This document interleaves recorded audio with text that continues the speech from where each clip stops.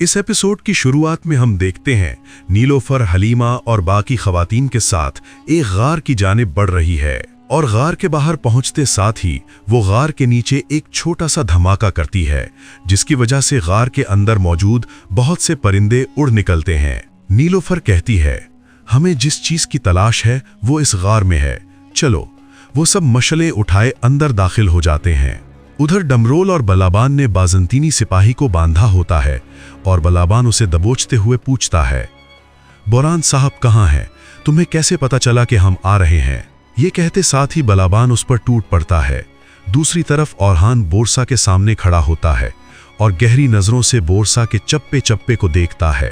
बुरी तरह से नाकाम हो जाने के बावजूद उसकी नजरें अभी भी शिकार की तलाश में होती हैं और वो उस लम्हे को याद करता है जब बोरान ने उसे कहा था, ओरहान, अगर इजाजत हो तो मैं बोरसा में घुसना चाहता हूं। ओरहान ने कहा था, बोरान साहब, मुझे यहां पे आपकी जरूरत है। ये सुनने के बाद बोरान ने कहा था, सिपाही अभी जवान है, ऐसे वक्तों में उन्हें ऐसे खतरनाक हालात में डालना मुझे ठीक नहीं लग रहा, मुझे ये फर्ज अदा करने दें।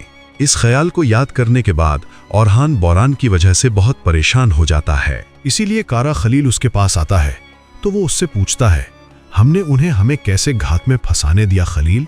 तो खलील कहता है, शिकस्त और फतह दो करीबी भाई हैं, अगर तुम एक से सुलह नहीं कर सकते तो दूसरे के साथ नहीं रह सकते। जब हम सकारिया की मुहिम में एक घात के दौरान मायूस हो गए थे, उस्मान साहब ने हमें इन लफ्जों से गढ़े से बचाया था, हुजूर, वो गढ़ा आपके लिए बहुत छोटा है, आप ना उसमें गिर सकते हैं ना उसमें समा सकते हैं। इसी लम्हे बलबान और डुमरोल वहां पे आते हैं और हन उनसे पूछता है कि आपको पता चला कि सुरंगें कहाँ हैं? तो बलबान कहता है, हुजूर, वो वीवान नहीं जानता, लेकिन उसने कहा है कि समुंदर के रास्ते बोरसा के लिए एक बड़ी खेप आएगी। और हान कहता है, हमने तमाम रास्ते बंद किए हुए हैं, कहाँ से आएगी? ये कहते साथ ही ओरहान सोच में पड़ जाता है और कुछ देर सोचने के बाद वहां से निकल पड़ता है। उधर गार में नीलोफर खवातीन से कहती है, ये सब जमा कर लो। ये कहते और सुनते साथ ही वो सब काम में लग जाती हैं। हलीमा कहती है, भाभी, अगर ये काम में ना आए तो नीलोफर कहती है, आएंगे और ये बोरसा की फतह के दौरान हमारी फौज को ताकत देंगे। हलीमा कहती है, फिर हमें इसे फौरन ढूंढकर करारगाह ले जाना चाहिए, लेकिन आप शर्मा रही हैं, शायद आपको भाई की बहुत याद आ रही है। तो नीलोफर कहती है, बहुत ज्यादा, तुम्हें जब प्यार होगा तो तुम समझोगी। हलीमा कहती है, नहीं नहीं, मुझे अपनी तलवार से मोहब्बत है, मैं सिर्फ आप दोनों को मिलवाने के लिए साथ दे रही हूँ और यकीनन आपको मुझसे बेहतर जेठानी नहीं मिल सकती। नीलोफर कहती है, पागल लड़की, मुझे बिल्कुल नहीं मिल सकती। नाज़रीन, इसके बाद हम देखते हैं कि करारगाह में सिपाही और सरदारान खाने के मेज पर बैठे होते हैं। शहंशाह खाना खाना शुरू कर देता है, मगर बाकी सब बहुत गमगीन होते हैं। ये देखकर शहंशाह कहता है, हमने अपने शोहदा को फतह के वादे के साथ दफन किया, हमें अपना वादा पूरा करना चाहिए, मातम नहीं। अलाउद्दीन साहब, क्या मैं ठीक कह रहा हूँ? तो अलाउद्दीन उसे कहता है, आप बिल्कुल ठीक कह रहे हैं शहंशाह साहब, किस्मत से शिकवा हमें जेब नहीं देता।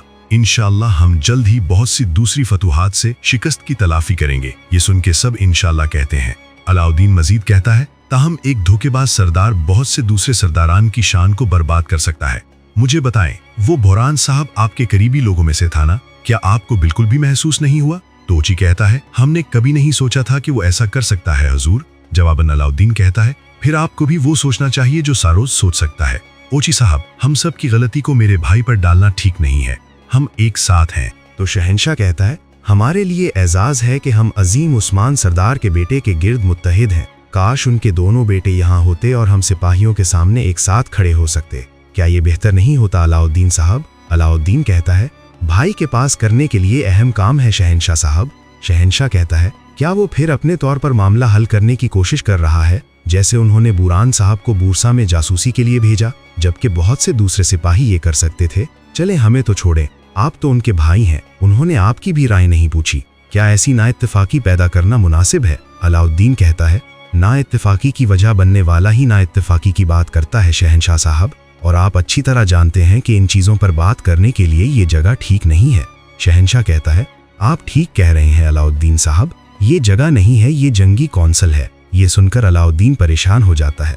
दूसरी तरफ ओरहान अपने साथियों के साथ मंसूबा तरतीब दे रहा होता है और कहता है, समंदर के रास्ते आने वाली मदद के पेश नज़र सुरंगें अब कोई खुफिया चीज़ नहीं है, कोई खुफिया बंदरगाह भी ज़रूर होगी, हमें उसे तलाश करना है। तैयार हो जाएं, हम रात को रवाना होंगे। ये कहते साथ ही ओरहान तलवार सिपाही की जानिब उछाल देता है और उसके साथ ही चले जाते हैं। इसी लम्हे अलाउद्दीन उसके पास आता है और कहता है, आपने शहंशाह और उसके पैरोकारों के लिए मैदान छोड़ दिया है भाई। जवाबन ओरहान कहता है, मैंने उन लोगों को मौका दिया जो मेरी गैर मौजूदगी का फायदा उठा रहे थे, उन्हें अपना जहर उगलने दो। तो अलाउद्दीन कहता है, आपको उन्हें मौका नहीं देना चाहिए था। ओरहान कहता है, क्या तुम मेरे भाई नहीं हो? मेरी जगह तुम उनके लफ्जों को वापस उनके मुंह पे मारो अलाउद्दीन। अलाउद्दीन कहता है, ये कहना आसान है, देखो भाई, शहंशाह शिकस्त का फायदा उठाकर जंगी कौंसिल जमा करना चाहता है।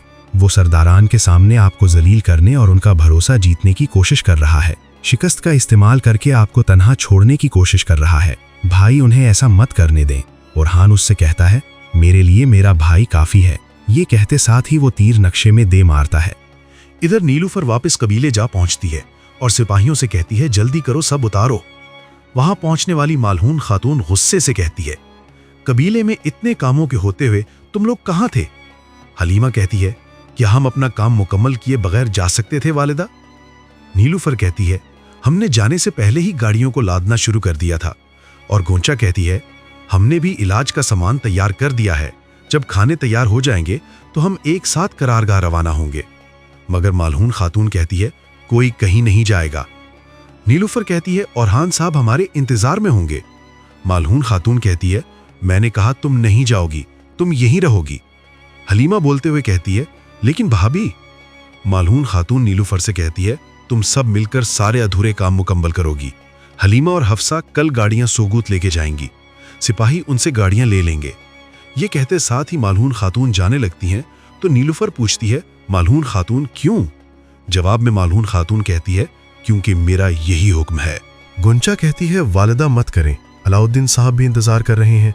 इसके अलावा सिपाही दवा के बारे में कुछ नहीं जानते, मुझे उन्हें बताना पड़ेगा। मलहून खातून गुस्से से कहती है, बस गुंचा बस, तुम अकेली नहीं हो जिसने अपने शौहर को नहीं देखा। ये कहते कहते साथ ही वो दीदार के साथ आगे बढ़ जाती है और गुंचा की तरफ से निकल जाती है। ये देखकर नीलूफर बहुत परेशान हो जाती है।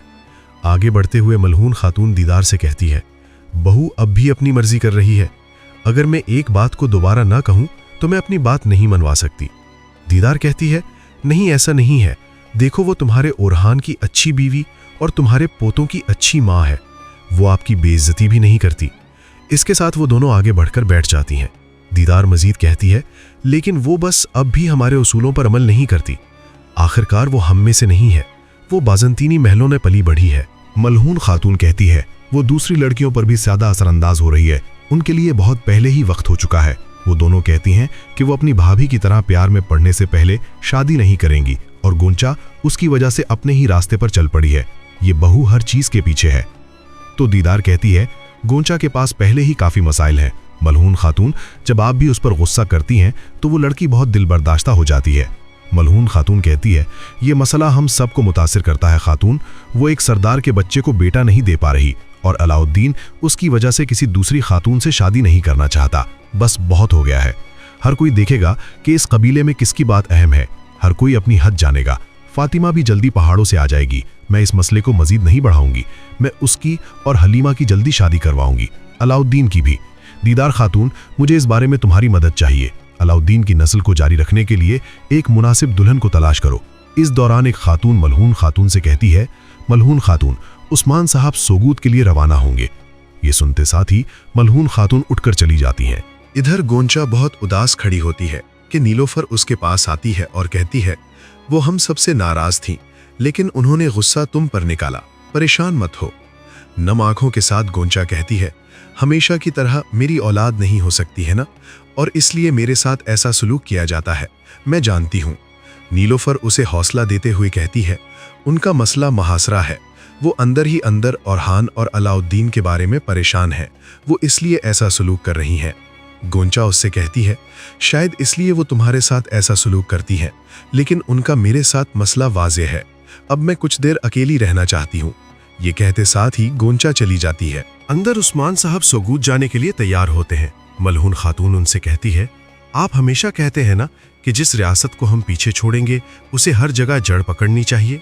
उस्मान साहब कहते हैं, लगता है कि तुम हमारे जाने से पहले गुफ्तगू को कहीं और ले जाने की कोशिश कर रही हो।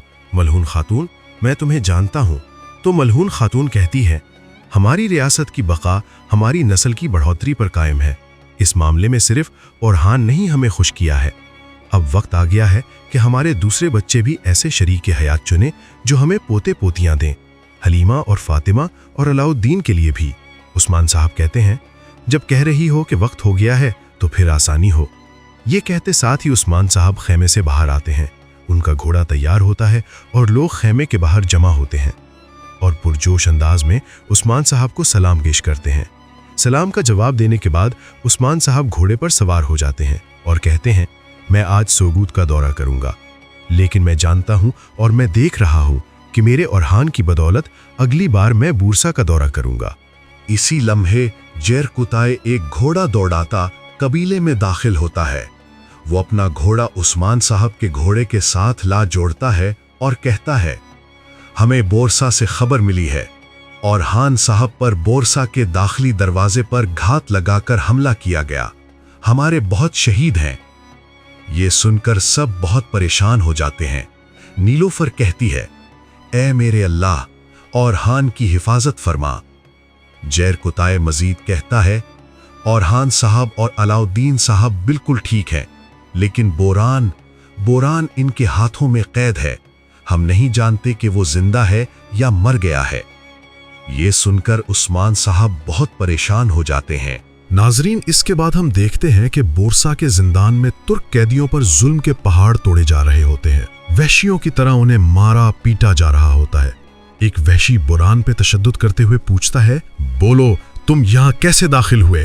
तुम बोरसा में कैसे दाखिल हुए? तुम नहीं बोलोगे हैं? ये कहते साथ ही वो फिर से उस पर टूट पड़ता है।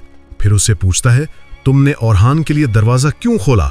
इधर कबीले में सुलेमान पूछता है, माँ, क्या मेरे बाबा को कुछ हुआ है?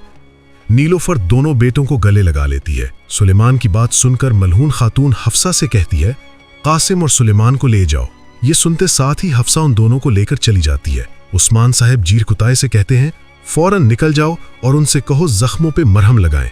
2 दिन बाद उस्मान साहब सबको जिरगे में बुला रहे हैं। हुक्म मिलते साथ ही जीरकुताय चला जाता है और उस्मान साहब लोगों से मुखातिब होते हुए कहते हैं, मेरे बहादुरों, मेरी बहनों, काये के बहादुर बच्चों, मैं तुमसे पूछ रहा हूं, क्या कोई लाचार कुत्ता गीदड़ काइयों के शेरों को शिकस्त दे सकता है? क्या काफरों का बिछाया हुआ जाल हमें रोकेगा? जिस बोरसा को फतह करने की कसम खाई है, वो मेरे सिपाहियों को कभी नहीं रोक सकते, कभी नहीं। मैं तुमसे वादा करता हूं कि होने वाले जिरगे में निकलने वाला फैसला बोरसा में कुफ्र का खात्मा होगा, लेकिन बोरसा आखिरी किला नहीं होगा। फिर तलवार बेनियाम करते हुए कहते हैं, अल्लाह की कसम खाता हूं, जब तक ये जान इस जिस्म में है, मेरा हदफ सिर्फ बोरसा नहीं है, इज़मिक और ईज़निक है। इन सरजमीनों में जहां काफरों की हुक्मरानी है, हर जगह हमारी हुक्मरानी होगी। ये सुन के लोग जिंदाबाद हुजूर के नारे बुलंद करते हैं। मलहून खातून के मना करने के बावजूद नीलूफर कहती है, अस्मा खातून, मेरा घोड़ा तैयार करो। ये सुन के मलहून खातून को बहुत गुस्सा आता है।